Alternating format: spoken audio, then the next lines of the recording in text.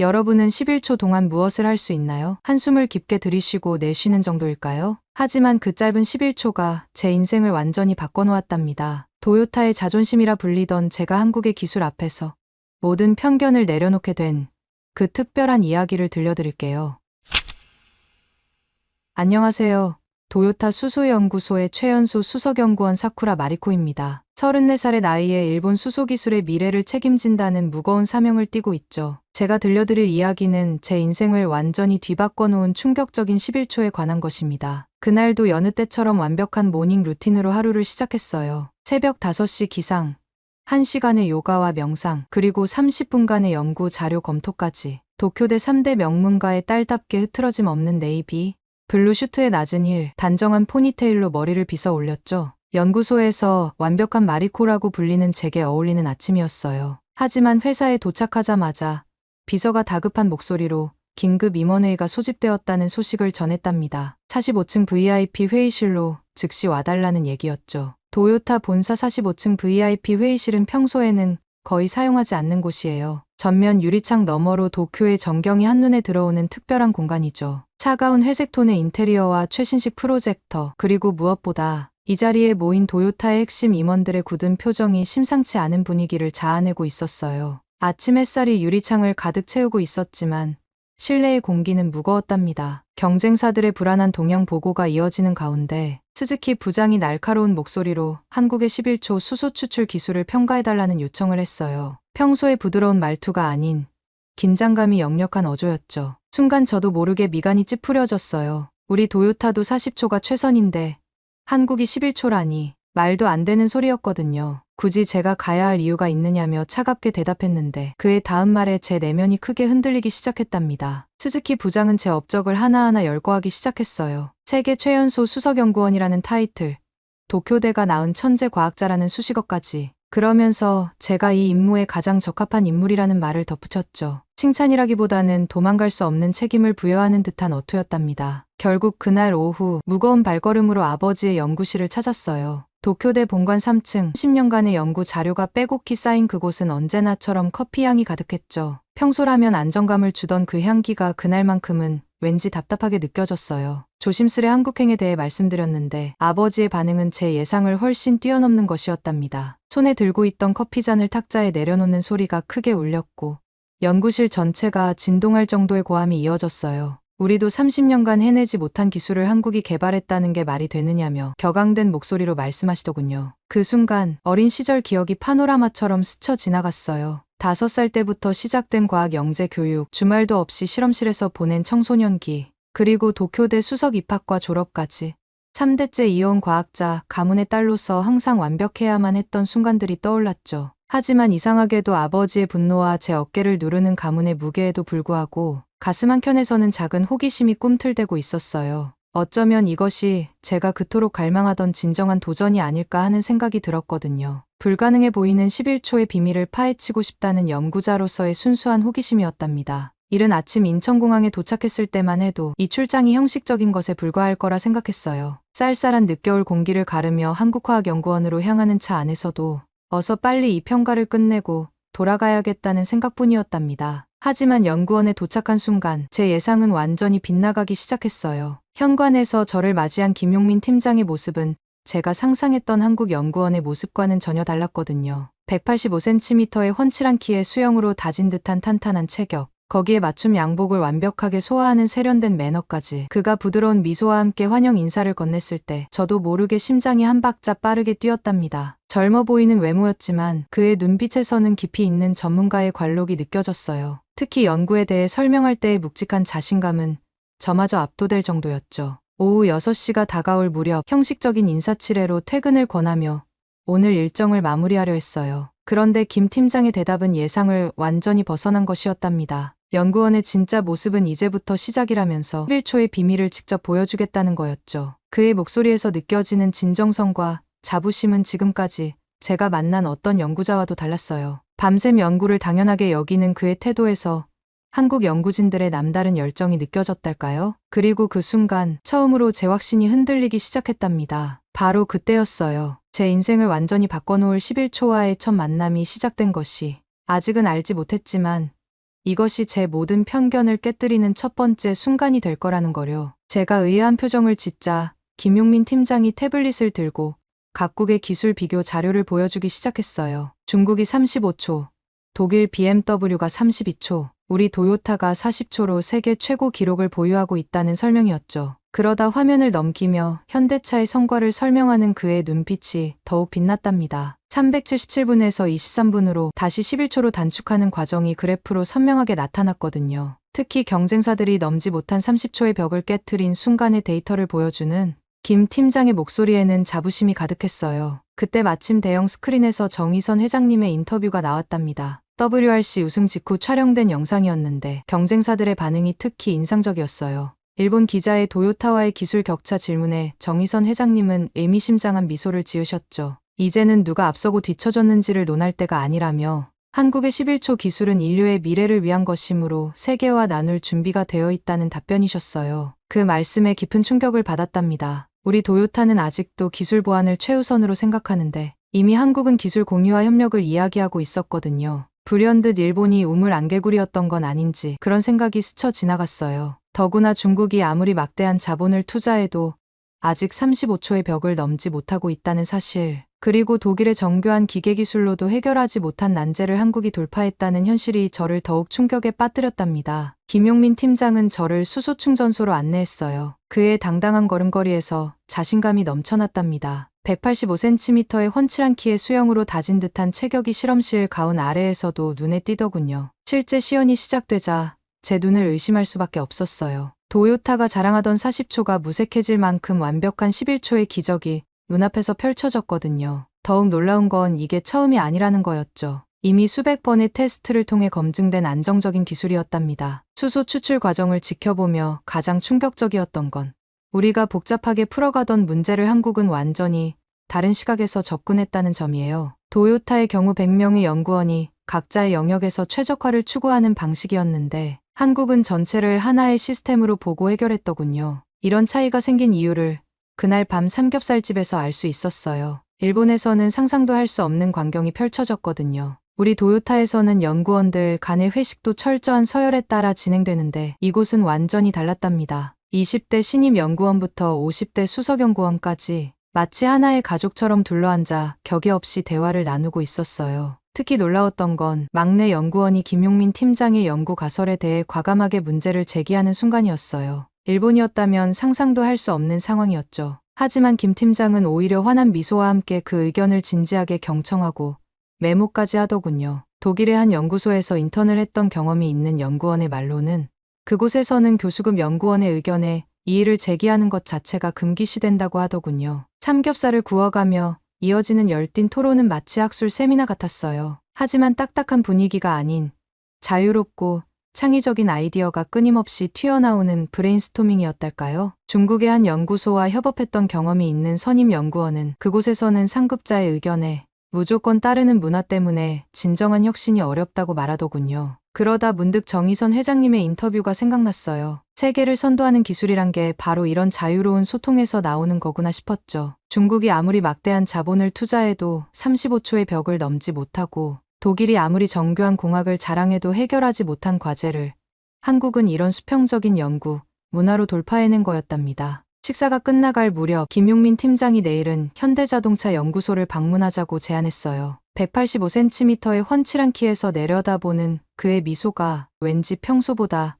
더 따뜻하게 느껴졌달까요? 순간 가슴이 살짝 떨렸답니다. 그날 밤 호텔로 돌아와 노트북을 펼쳤을 때 처음으로 도요타에 보내야 할 평가 보고서가 걱정되기 시작했어요. 한국의 기술력은 제가 알던 것보다 훨씬 앞서 있었고 그들의 열정과 혁신은 누구도 부정할 수 없을 만큼 강렬했거든요. 창밖으로 보이는 서울의 야경을 바라보며 생각했답니다. 어쩌면 이번 출장은 제 인생의 터닝포인트가 될지도 모른다고요. 그리고 자꾸만 떠오르는 김용민 팀장의 모습에 처음으로 제 마음이 흔들리고 있다는 걸 인정할 수밖에 없었죠. 봄바람에 흩날리는 벚꽃 잎을 바라보며 한강변을 천천히 걷고 있었어요. 도요타에 보내야 할 보고서 때문에 머리가 복잡했거든요. 한국의 놀라운 기술력을 어떻게 표현해야 할지, 11초라는 숫자를 어떻게 설명해야 할지 고민이 깊어지던 참이었답니다. 벚꽃이 만개한 한강변을 걸으며 도요타에 보내야 할 보고서를 고민하고 있었어요. 매일 아침 이 시간이면 산책을 하면서 생각을 정리하는 게 저의 일과였거든요. 호텔 앞에서 한강공원까지는 걸어서 10분 정도의 거리였답니다. 특히 그날은 연구소에서 확인한 11초 시동 기술에 대한 보고서를 어떻게 작성해야 할지 머리가 복잡했어요. 평소처럼 반포대교 아래 벤치에 앉아 노트북을 펼쳤는데 그때 일본어로 된 통화 소리가 들려왔죠. 카페에서 비즈니스 통화를 하는 중년의 남성이 눈에 띄었어요.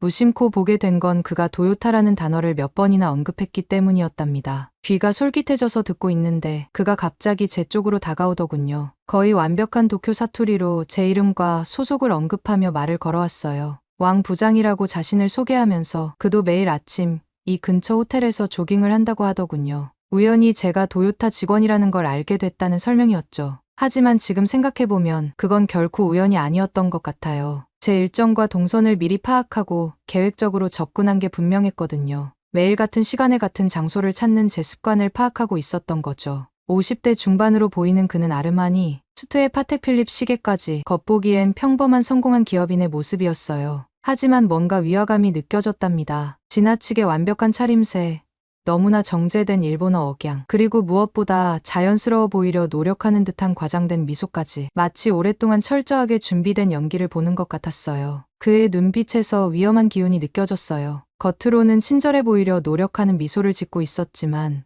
마치 독수리가 먹이를 노려보는 것 같은 날카로운 눈매가 신경 쓰였답니다. 대화할 때마다 0.5초 정도 늦게 반응하는 것도 이상했고 왼쪽 눈꼬리가 미세하게 실룩거리는 습관도 거슬렸어요. 한중일 기술 협력이라는 그럴듯한 명분으로 대화를 이어가더군요. 중국의 BYD가 35초, 우리 도요타가 40초인데 한국이 11초를 달성했다며 이런 혁신적인 기술은 공유되어야 하지 않겠냐고 하더군요. 하지만 그의 말 속에는 묘한 긴장감이 숨어 있었어요. 그러다 문득 제 처지가 떠올랐어요. 저 역시 도요타의 스파이로서 한국의 기술을 캐내려 했던 거였죠. 그런 제가 또 다른 스파이를 의심하고 있다니 왠지 모를 부끄러움이 밀려왔답니다. 그때 마침 한강변 대형 전광판에서 정의선 회장님의 기자회견이 생중계되기 시작했어요. 현대자동차그룹이 이미 세계 최고의 기술력을 보유하고 있으며 이를 전 세계와 나누며 수소 시대를 선도하겠다는 선언이었죠. 그 당당한 선언에 왕 부장의 표정이 순간 일그러지는 게 보였어요. 기술을 빼내려던 계획이 무산된 걸까요? 아니면 한국의 자신감 넘치는 기술력 앞에서 열등감을 느낀 걸까요? 그리고 저는 그제서야 깨달았답니다. 우리가 쫓고 있던 건 단순한 기술이 아니라 그 기술을 만들어낸 한국만의 특별한 혁신 정신이었다는 거요. 다음 날 오후 김용민 팀장과 함께 현대차의 최신형 수소차를 시승했어요. 가속 페달을 밟는 순간의 폭발적인 힘과 고요한 주행감이 인상적이었죠. 그리고 시승을 마친 후 김 팀장이 한강변의 이탈리안 레스토랑으로 저녁 식사에 초대하더군요.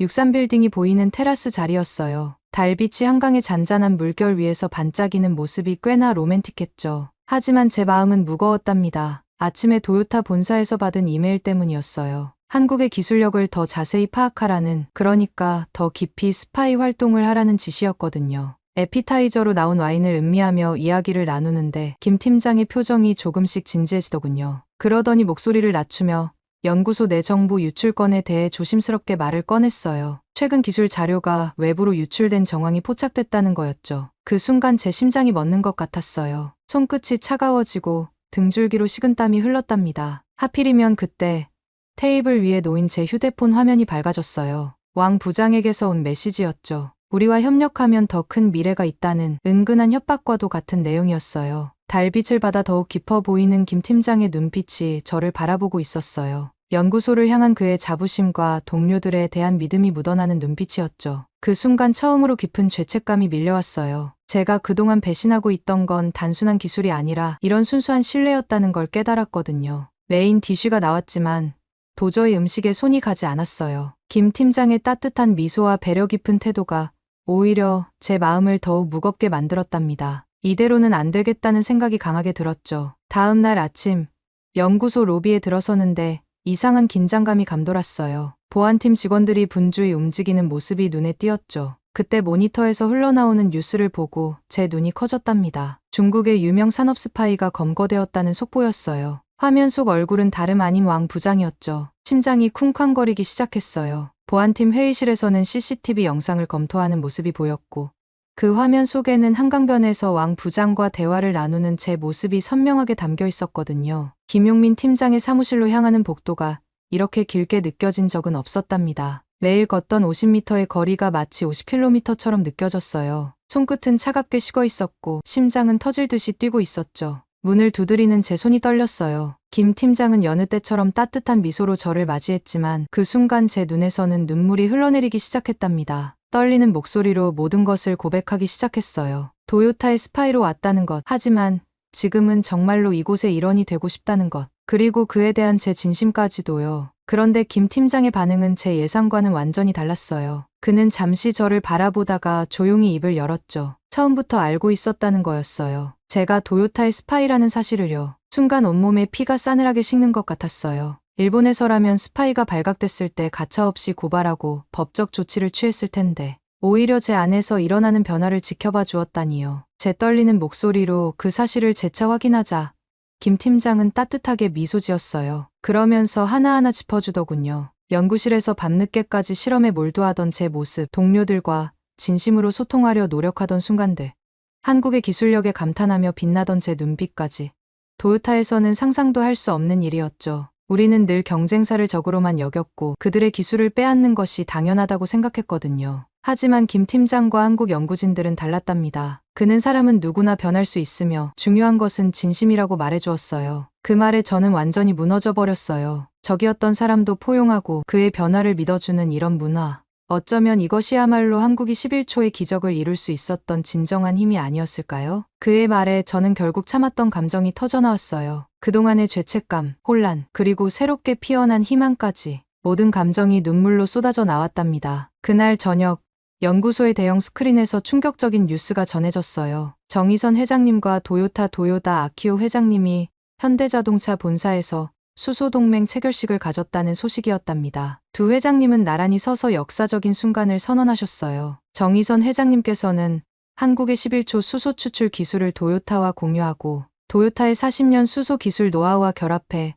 더 큰 혁신을 이루겠다고 하셨죠. 더 이상은 기술 경쟁이 아닌 인류의 미래를 위한 협력이 필요하다는 그 말씀에 깊은 감동을 받았답니다. 특히 정의선 회장님의 모습에서 한국 기업인다운 통큰 결단력이 느껴졌어요. 한일 관계가 복잡한 상황에서도 미래 기술을 위해서라면 과감히 손을 내밀 수 있는 승부사의 기질이 돋보였달까요? 우리 도요타가 40년간 쌓아온 자존심을 내려놓게 만든 건 바로 이런 현대차의 담대한 비전과 포용력이었던 것 같아요. 도요타 회장님도 깊이 공감하신 듯했어요. 한국의 혁신적인 기술력을 인정하고 이를 통해 세계 수소 시장을 함께 선도하겠다는 포부를 밝히셨거든요. 그리고 가장 놀라웠던 건 양사가 공동으로 8초대 수소 추출 기술 개발에 착수한다는 발표였어요. 정의선 회장님의 이런 결단력이야말로 현대차가 세계 자동차 시장에서 단숨에 도약할 수 있었던 비결이 아니었을까요? 과거의 앙금을 훌훌 털어버리고 미래를 향해 과감하게 나아가는 모습이 인상적이었답니다. 경쟁이 아닌 협력을 통해 더 큰 꿈을 꾸겠다는 그 선언이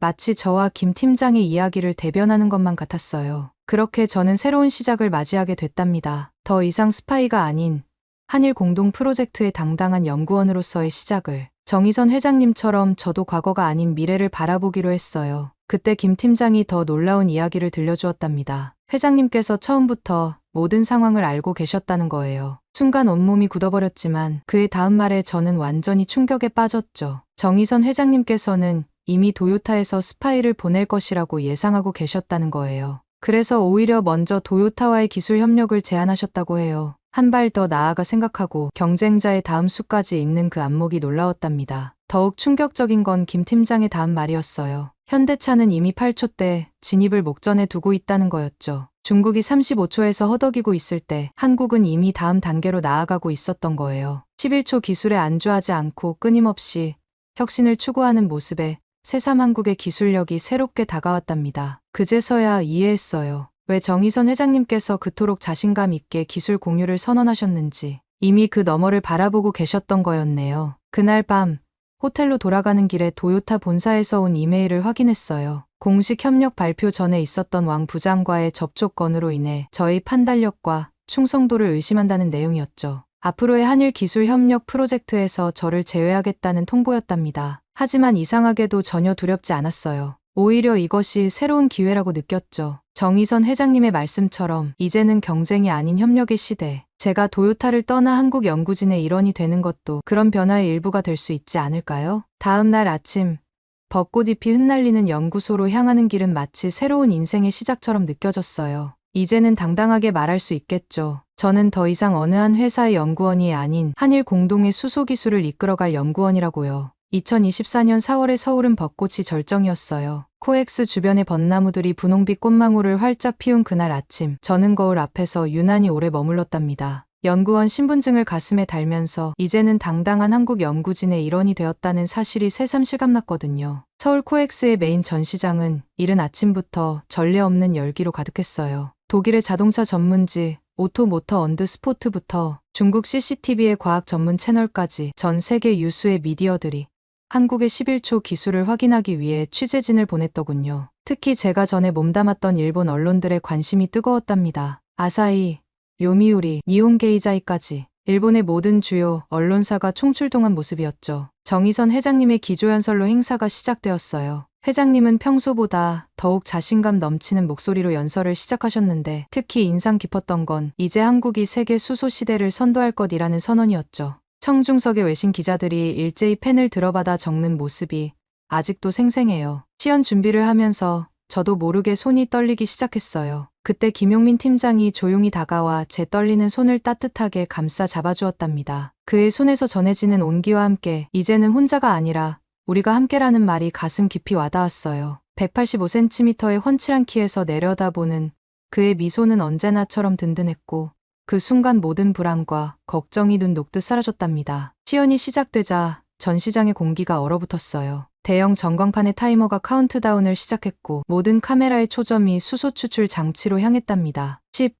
9, 8, 숨막히는 순간이 이어졌죠. 그리고 마침내 정확히 11초에 녹색 램프가 켜졌어요. 순간 전시장이 찢어질 듯한 환호성으로 가득 찼습니다. 중국 CCTV 취재진은 자신들의 35초 기록이 무색해졌다며 서로 눈빛을 주고받았고 BMW에서 온 독일 엔지니어들은 마치 카메라 셔터가 고장난 것처럼 연신 촬영을 이어갔답니다. 특히 인상적이었던 건 일본 기자들의 반응이었어요. 도요타의 나카무라 부장과 스즈키 차장도 왔더군요. 예전 제 동료들이었죠. 처음에는 의심스러운 눈초리였지만 시연이 끝난 후 그들의 눈빛이 완전히 바뀌었어요. 40초 벽을 깨지 못했던 자신들의 한계를 뛰어넘는 순간을 목격한 거죠. 이어진 기자회견은 그야말로 폭풍 같았답니다. 영어, 일본어, 중국어가 뒤섞인 질문들이 쏟아졌는데 특히 독일 아우토 모토어 운트 슈포르트의 수석 기자가 던진 질문이 가장 기억에 남네요. 어떻게 이런 혁신이 가능했느냐는 물음에 정의선 회장님은 의미심장한 미소와 함께 대답하셨어요. 한국의 빨리빨리 문화와 치밀한 기술력의 결합입니다. 불가능해 보이는 목표도 한국인들에게는 도전의 대상일 뿐이죠. 우리는 단순히 기존 기술을 개선한 것이 아니라 완전히 새로운 접근법을 찾아냈습니다. 회장님의 이 말씀에 독일 기자들은 고개를 끄덕였고 중국 취재진은 연신 메모를 해대더군요. 특히 도요타 출신인 제가 이 프로젝트의 일원이라는 사실이 알려지자 세계 언론의 관심은 더욱 뜨거워졌답니다. 기자회견이 끝나갈 무렵 김용민 팀장이 마지막 깜짝 발표를 했어요. 모두가 11초의 성공에 취해 있을 때 그는 더 큰 도전을 선언한 거죠. 8초대 진입을 목표로 하는 퀀텀 점프 프로젝트의 시작이었답니다. 전시장이 다시 한번 술렁였어요. 아직 11초의 감동이 채 가시기도 전에 8초라니. 외신 기자들은 서로 귓속말을 주고받았고 엔지니어들은 고개를 절레절레 흔들었죠. 하지만 더 놀라운 순간은 그 다음이었어요. 김 팀장이 저를 프로젝트의 공동 책임자로 지명한 거예요. 일본의 수소 기술과 한국의 혁신을 결합하는 새로운 시도라고 설명하더군요. 그날 저녁 한강변의 벚꽃 너머로 석양이 지고 있었어요. 연구소로 돌아가는 길에 김 팀장과 나눈 대화가 아직도 생생합니다. 그는 한국과 일본의 기술이 만나면 아시아를 넘어 세계를 변화시킬 수 있을 거라고 했죠. 그의 눈빛에서 진정성이 느껴졌고 저도 그 비전에 깊이 공감했답니다. 이제 저는 자신 있게 말할 수 있어요. 한국의 기술력은 세계 최고라고요. 도요타에서 스파이로 왔던 그때는 오만과 편견으로 가득했지만 지금은 이곳의 자랑스러운 연구원이 되었답니다. 그리고 그 선택이 제 인생 최고의 결정이었다는 걸 매일매일 실감하고 있어요. 우리의 다음 목표는 8초. 아니, 어쩌면 그보다 더 짧은 시간이 될지도 모르겠네요. 하지만 한 가지 확실한 건 한국과 함께라면 어떤 꿈도 이룰 수 있다는 사실이에요. 이제 저는 더 이상 혼자가 아닌 세계를 변화시킬 위대한 도전의 한 일원이 되었으니까요. 오늘 사연은 여기까지입니다. 어떻게 들으셨나요? 오늘 사연이 재미있으셨다면 구독 버튼 한 번만 눌러주세요. 저는 더 좋은 사연으로 찾아뵐게요. 감동도서관이었습니다. 감사합니다.